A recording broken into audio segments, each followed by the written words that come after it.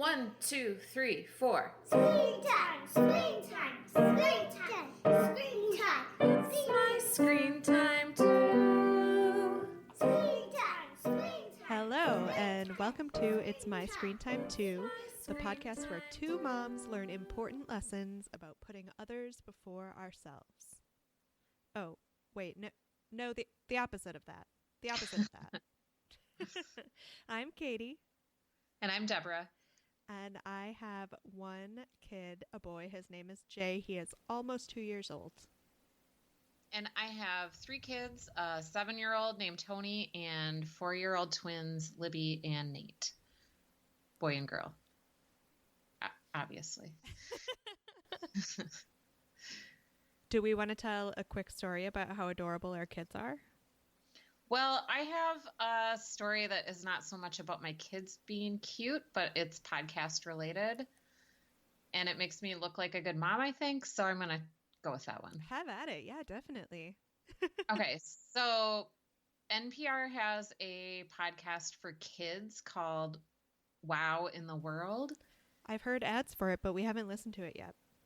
Yeah, it comes out and there's like 4 of them. I don't know how often they come out, but I downloaded it and 2 of my 3 kids just listened rapt. Ooh. For like 2 of them, and they would have listened to more, but it was getting on to be bedtime, so we turned it off. But it was really good, and they just sat there. That's like awesome. They were listening to an old-timey radio program, and they learned stuff. It was awesome. I only hope that the advertisers were Ovaltine. That is awesome. I'm so glad you're getting your kids into podcasting early. Right. Just let me know when they're old enough to rate us 5 stars. It was really hard for me to dredge up a cute story this time because Jay is just really feeling his toddleriness lately. Today, for the first time ever, I was making dinner, and for the majority of the time I was making dinner, he was underfoot like he always is, and it was crazy. But, towards the last 5 minutes of the meal prep process, he just kind of disappeared into his playroom. And so I finished cooking, and I put his food in a bowl, and I said, "Jay, it's time for dinner." And he said, "Mom, I'm playing." And it just blew me away. I guess it's one of the first times that he's voluntarily gone off into another room and played by himself. Oh, really? That's awesome. You want to encourage that. Yeah. And also it was the first time that he's shooed me away, essentially. That's also awesome. Encourage it. So that's my Jay story for this week.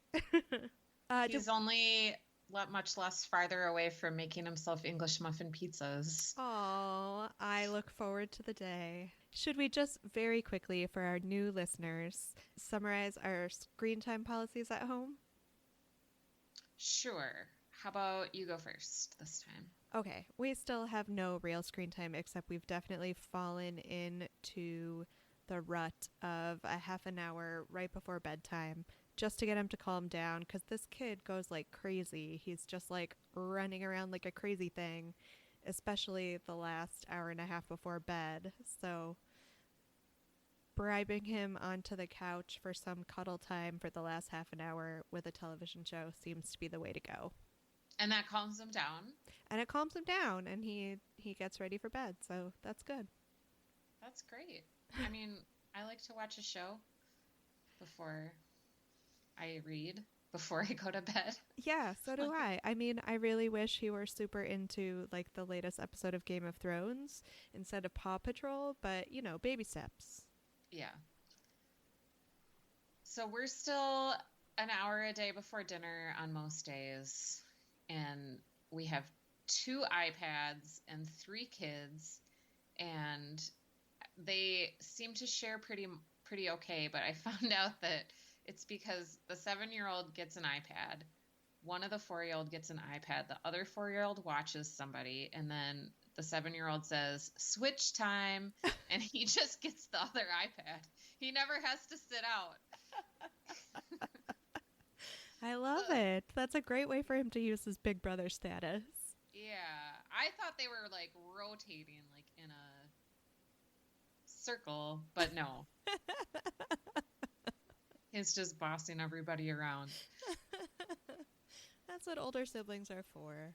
Oh, this is a diversion, but we were going for a bike ride as a family, and we saw this. We were like at an intersection, and then we passed through the intersection, and there was a mom biking with a kid on the back of her bike in like a seat, and he had a phone, and he was watching like a show when he was on a bike ride Oh with his no. mom. He was probably like Jay's age. He was little, and Jeremy and I were just like, "Are you kidding me?"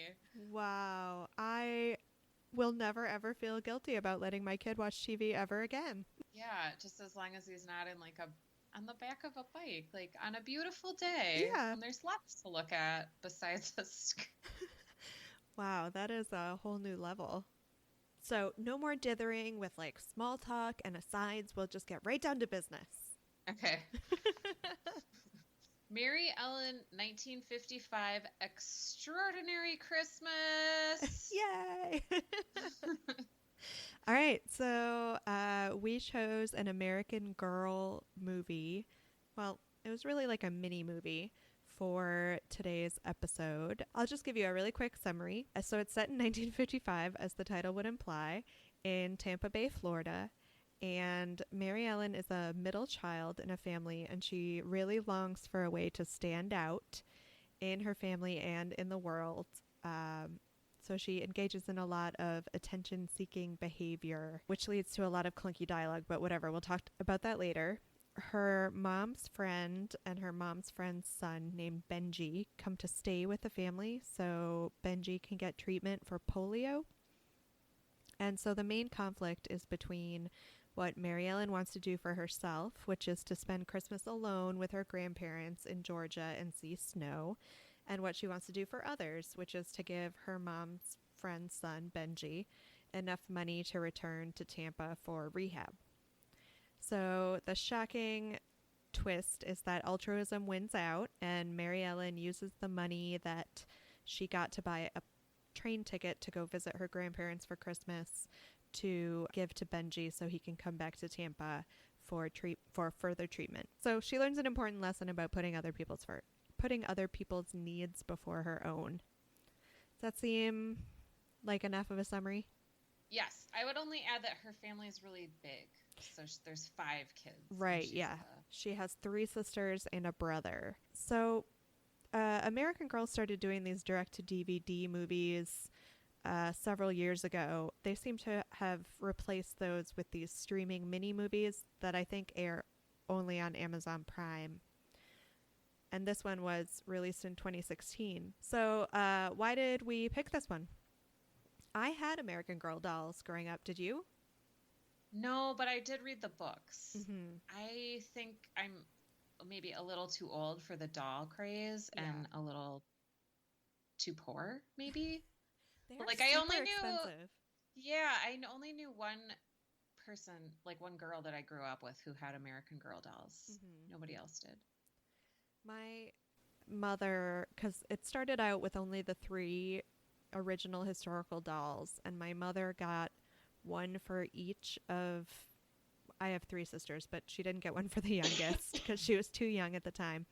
But she was so mad about how much the dolls cost that she made all of their accessories. Like, she just looked in the catalog and she copied the accessories. She made them all out of Sculpey clay, which I was like super embarrassed by as a kid growing up, but now as an adult I think that's awesome.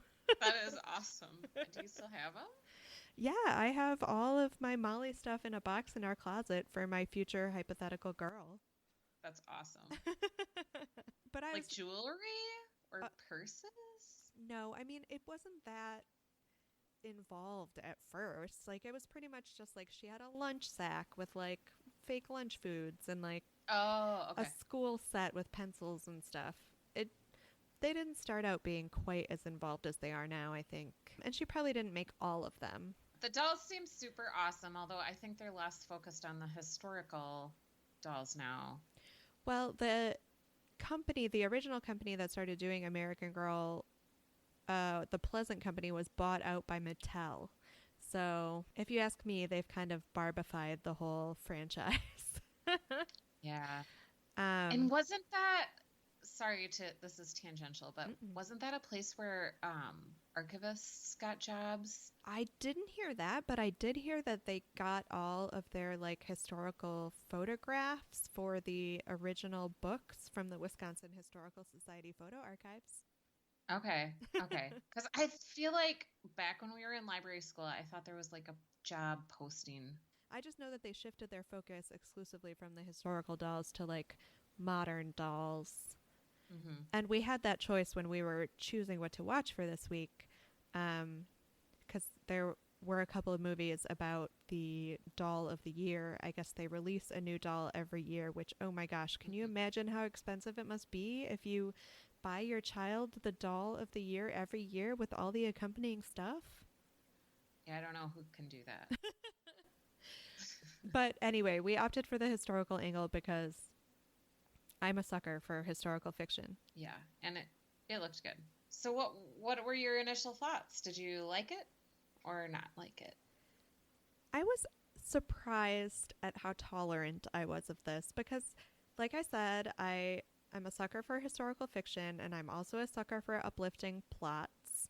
My favorite movie genre of all time is the inspirational sports movie. So that gives you a little idea of just how happy I like my endings to be. So I thought That sums up completely why we do not like the same book. I know. Please do not explore the darkness of the human soul with me. I'm not interested. You like a happy ending and I like to cry. Yeah. See, I am a crier. So, like, I feel like I cry when watching TV commercials or, like, all the time in normal life, and I really don't need to seek it out in any other context. I don't know. What did you think about the plot? I loved it. I loved the whole thing. It was like exactly the kind of thing I would have wanted to watch when I was like 8. And so I loved it. I thought it was great. 5 stars, even though we're not rating. And done. Yeah. Recording over. I'm so Like I glad that thought we the agreed. family was cute. I thought the production quality was awesome. Like the period details, like the cars and the clothes and the set and everything were great. I thought the acting was good. I thought there were all sorts of like second wave feminism type things to unpack for my adult brain, but like I would have loved it as a kid and I loved it as an adult.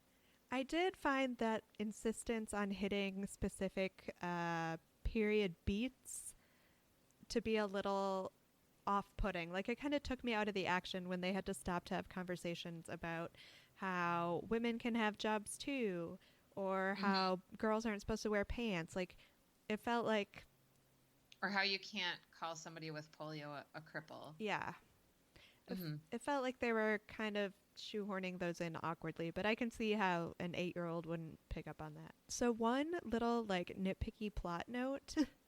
The first scene in the movie takes place in a department store, and Maryellen is getting into trouble and her siblings are making mischief, and the mom comes in and seriously all she says is essentially stop doing that, and everyone just obeys her and like is perfect right away. And I thought, is this woman super mom? She did seem kind of exasperated, but other than that, it was totally unbelievable. I think it's because, like I said, I have a 2-year-old who is fighting me on everything right now, but I was just so impressed that her kids didn't like push back at all. They were just like, okay, mischief over. Maybe, well, in 1955, it would have been like acceptable to like spank your kids. I guess. I think in 1955, kids probably were better behaved because like teachers hit kids and stuff. You're right. So- You're right. So I guess I shouldn't spend too much time being like, how does she do it? Because the answer is she smacks her kids. Right. All right, Right. fine. Were you at all distracted by Maryellen's wig? No, I didn't realize it was a wig. Oh my gosh, it was such a bad wig. It was essentially like it would stay in one place when she walked away, and it took a while to catch up with her. It was that bad. Wow, I'm really not observant. Well, that to me adds to like the doll, like, I mean, she's like a living American Girl doll, Oh, maybe. you're right. I mean, I don't think that was an intentional idea in the back of their head when they were costuming her, but okay. That's charitable of you. The opening, again, in the department store really reminded me of the movie A Christmas Story. Classic. Yep. And I was worried that it would be trying to cover some of the same ground, but my mind was soon set at ease because this was not funny. Not at all. And it wasn't even trying to be. It's not like it was trying to be funny and it fell flat. It was just, Mhm. it didn't have that same humor. I think I was more focused on admiring the period details. Mm-hmm. Like the family's home had this spindly pink tinsel Christmas tree that I would pay like $1,000 for. It was so perfect. I loved it. And like the department store, going back to that, like they had all this Hawaii stuff, and I was gonna Google when Hawaii became a state, but I think that would have been around the time. It made sense that that was like the end cap in the store. Yeah. Hawaii, like hula skirts at Christmas time, because Hawaii was like a big deal culturally. See, while I was nitpicking the wig, you were busy picking up on carefully thought out period details. So I didn't notice the wig at all. I do remember that she had bangs, but that's it. Should we move on to the cast? Sure. Can I start with her friend Davy, Mary Ellen's friend Davy? Yeah, of course. Okay, he really reminded me of that weird boy that Sally is friends with in Mad Men. Oh, yeah, I Glenn. think I went there because it's like this takes place before Mad Men, but yeah, super creepy. And he was like a giant compared to her. He was like the size of like a 15-year-old boy, but he was supposed to be her age. Yeah, I guess that didn't occur to me. I just thought they were trying to drive home the fact that Maryellen was so nonconforming that, of course, her best friend would be a boy. I also enjoyed when he talked about what he was doing in woodshop, and then like it was that really deliberate. So what are you learning in home ec, Maryellen? Yes. Did you recognize anyone in the cast? The only person I recognized was the guy who played the doctor, because he also played a judge on The Good Wife. But otherwise, every face was new to me. Him, and then the older sister's boyfriend, to whom she gets pinned. Mm-hmm. He played a character on Transparent. Oh, okay. See, I don't watch that show because I like my comedies to be comedies. Dramedies, I can't do it. I might cry. I get it, but it is a really good show. I know, you and everyone in the world says so. Maybe someday. I thought the mom was really well cast. Yeah, she was great. She sold the clunky dialogue well. I actually wrote out when she was talking about her friend who brings the son who's recovering from polio, and she says, Connie worked on the assembly line I supervised at the factory during World War II. We built airplanes. Exposition, exposition, exposition. But that's just what the books were like. Like, Yeah. they were really, the plots were kind of thin, but the historical details were well thought out. Yeah, and they were trying to give you a background in those historical details that we think of as being eye-rollingly obvious, but aren't necessarily obvious to 8-year-olds. Women have lots of opportunities. They can be teachers or nurses or secretaries. Were you at all put off by the mansplaining moment at the dining room table when Dad, who must have been a college professor of some sort, explained that maybe someday women could go to college? I think he was supposed to be woke. Yeah, Because he was saying that, like, I think you were supposed to think, like, oh, wow, what a forward-thinking man. But yeah, he was totally mansplaining. As far as the whole production goes, though, I am with you in that everything was appropriately bright and colorful for the period. There was a avocado refrigerator. I definitely want everything set in the 50s to be in that really like saturated color palette. Is saturated Yeah. even the right word? Maybe just bright. I'm searching for a too complicated word. No, I get what you mean for sure. Yeah, should we move on to overall thoughts or do you have anything else specific? The first question I wrote down on the doc, I belatedly realized I didn't really have very much to say about it. So I wrote down, is this an effective way to teach about historical periods? Do we need the product tie-in to make this history compelling? I think it's kind of outside our purview to really go into that. I don't know. Do you have any thoughts? I don't know. Are kids going to learn from this? I mean, I feel like I know so little about American Girl dolls now. Right. I think they were originally intended to teach about those historical periods, and I like that. I Yeah. like a little fiction with my history. Yeah.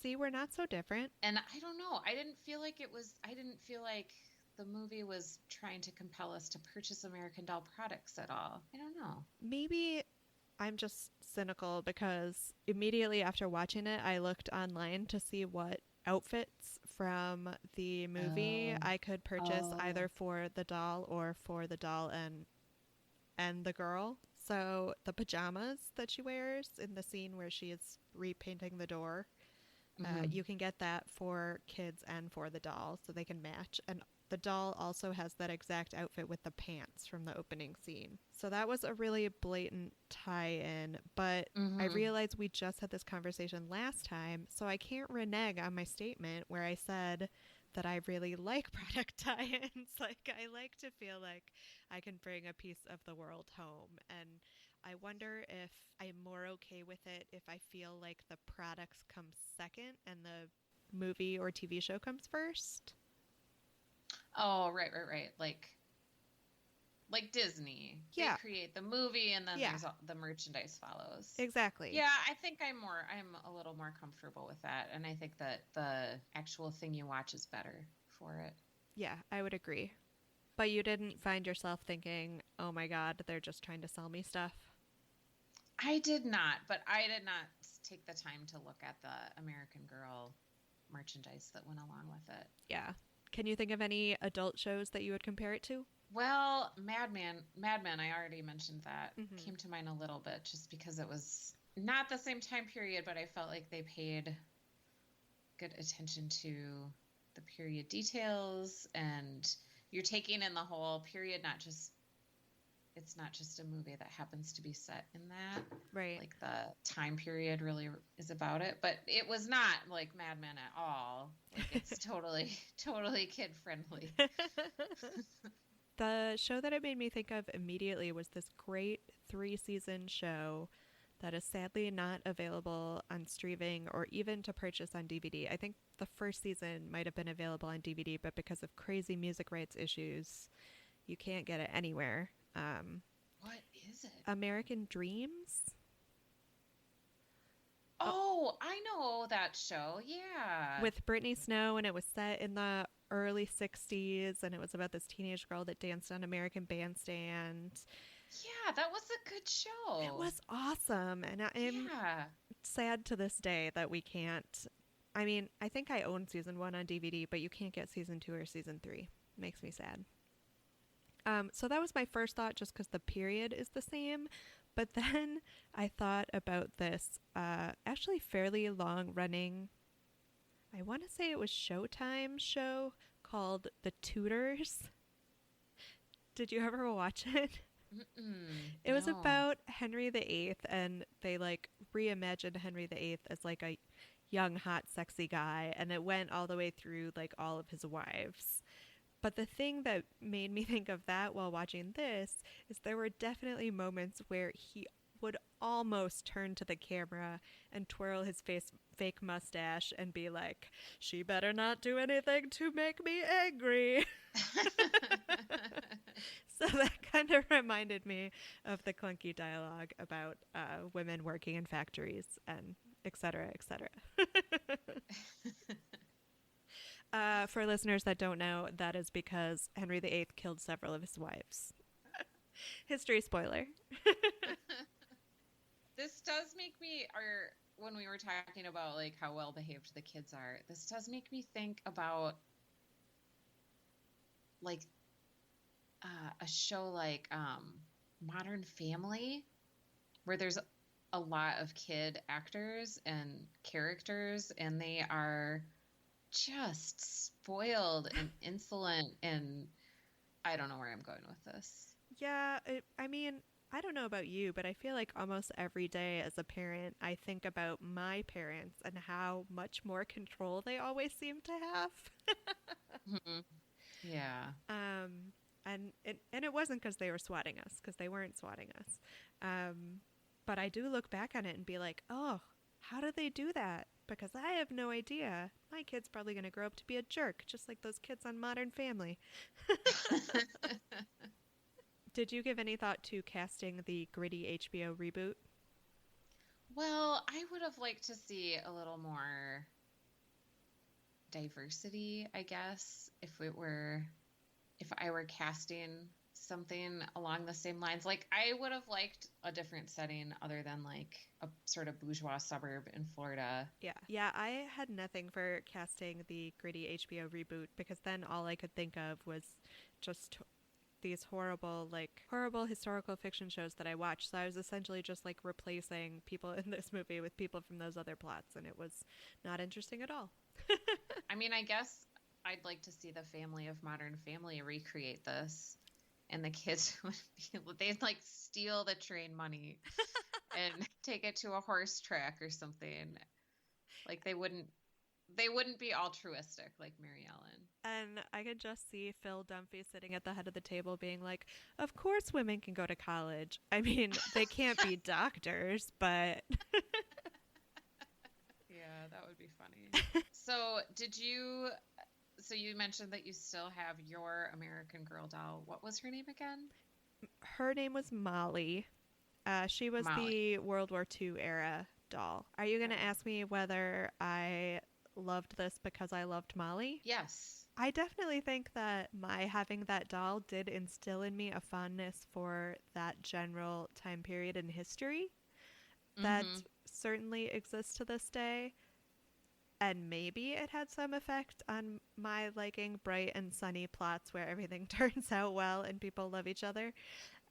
But I don't know that I would trace it directly to Molly. Right. So, would you ever watch this alone voluntarily? Boy, I might actually watch another American Girl movie if I didn't have anything else on my watch list. I'm with you. I might. It was perfectly pleasant and left me feeling happy afterwards. It was like 45 minutes, so it was satisfying like a longer TV show is. And for once, it was kind of nice to watch a 45-minute show where no one gets decapitated.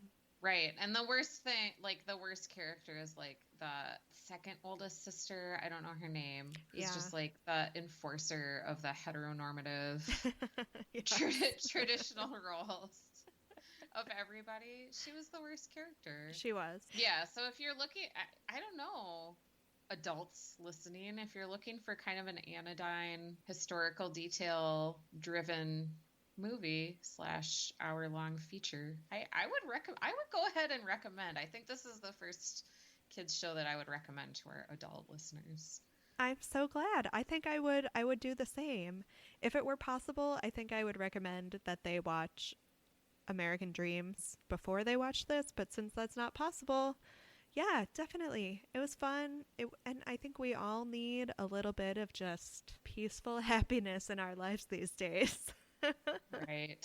And this is totally unrelated to our overall thoughts. This is just a little, again, tangential thing, but I love the name Mary Ellen. I'm not going to have any more kids, but I don't know any little kids named Mary Ellen, and I think that's a good one. You're right. The kind of two names as one name thing has definitely fallen away.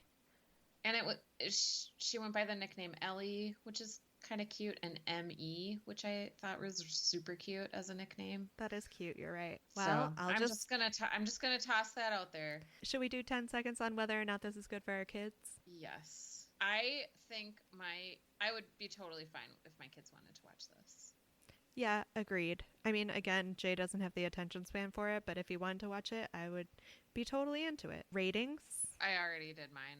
5 5 stars. stars, Maryellen, 1955. Is this our first 5-star rating? I think so. Yeah. This is a momentous occasion. Everybody raise your glasses. 5 stars. Maryellen, 1955, Extraordinary Christmas. Your title Well is done. long, but you're still good. All right, Deborah, talk us out. Well, thanks for listening to this episode of It's My Screen Time Too. Please rate and review on Apple Podcasts, otherwise known as iTunes. Tweet us with show or movie suggestions or general comments at My Screen Time Too. And you can email us at myscreentime2@gmail.com. Thanks for listening. Screen time. Bye. Bye. Screen time, screen time, screen time, screen time. It's my screen time.